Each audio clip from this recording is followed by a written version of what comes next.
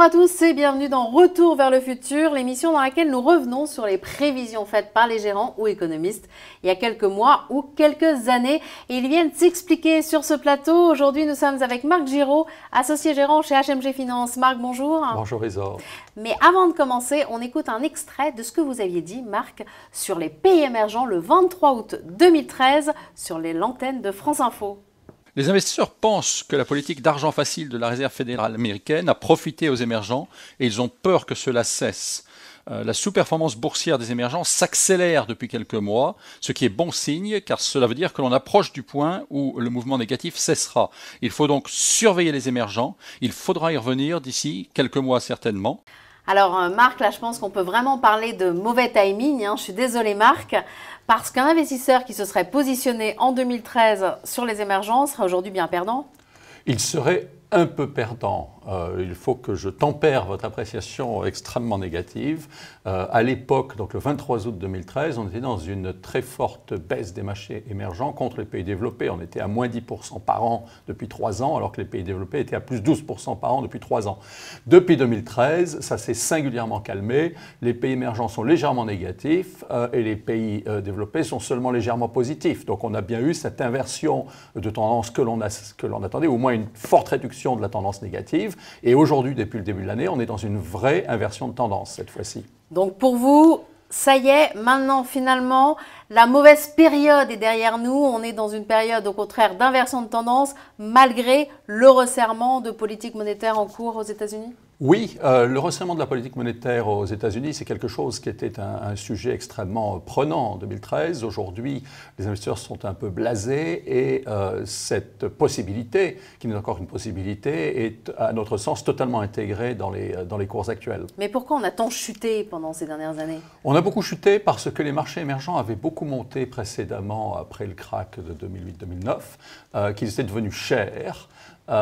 Et que tout marché cher appelle une réaction. Et les investisseurs qui avaient vu le verre à moitié plein, les taux de croissance, etc., l'ont vu subitement à moitié vide. Et tout ce qu'ils ont vu, ça a été la chute des matières premières, auxquelles certains pays émergents sont sensibles. Ça a été la chute du pétrole. Et c'est ce qui a provoqué la réaction à la baisse. Vous parlez de chute, il y a aussi eu la chute des devises ? Oui, les devises qui étaient devenues assez généralement surévaluées dans les pays émergents, en lien avec la hausse des matières premières et avec la vogue des pays émergents, ont chuté très sensiblement. Le réal a perdu 50 à 60% depuis 3 ans, par exemple. Aujourd'hui, on est arrivé à un niveau qui constitue une base beaucoup plus solide pour le long terme. Alors, qu'est-ce qui est à l'origine du changement de sentiment aujourd'hui ? Ça a été d'abord la hausse très surprise des matières premières, de certaines matières premières depuis le début de l'année. Le minerai de fer, par exemple, est hausse de 50% en dollars depuis le début de l'année. Ça a été l'étincelle qui a provoqué un retour plus général des investisseurs vers les pays émergents. Les investisseurs se sont dit, finalement, ça fait quelques années qu'on ne fait plus rien dans cette zone, regardons un peu ce qu'il y a, et ils ont maintenant à nouveau tendance à voir le verre à moitié plein, c'est-à-dire la chute des devises qui a renforcé la compétitivité des pays émergents face aux pays développés, c'est-à-dire aussi la chute des matières premières et du pétrole qui bénéficie à beaucoup de pays émergents, on l'oublie, et qui bénéficie aussi à certains secteurs, même dans les pays qui sont atteints par la chute des matières premières. Alors, vous parlez de verre à moitié plein.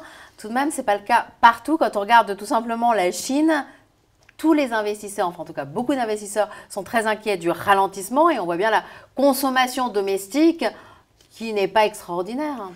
Oui, on ne peut pas bâtir une théorie sur des anecdotes. Néanmoins, d'une part, il faut relativiser le ralentissement de la croissance des pays émergents puisque leur croissance en moyenne reste largement supérieure à celle des pays développés. Et d'autre part, quand vous regardez par exemple ce que dit SEB, le fabricant de cocottes minutes, sur son activité en Chine, ils disent le ralentissement de la consommation, on ne le voit pas vraiment. Nous avons une forte croissance en Chine. Marc, merci. Merci à vous Isor pour votre tolérance. Et quant à vous, je vous remercie de nous avoir suivis et puis n'hésitez pas à réagir sur les réseaux sociaux avec le hashtag #RVLF. À très bientôt.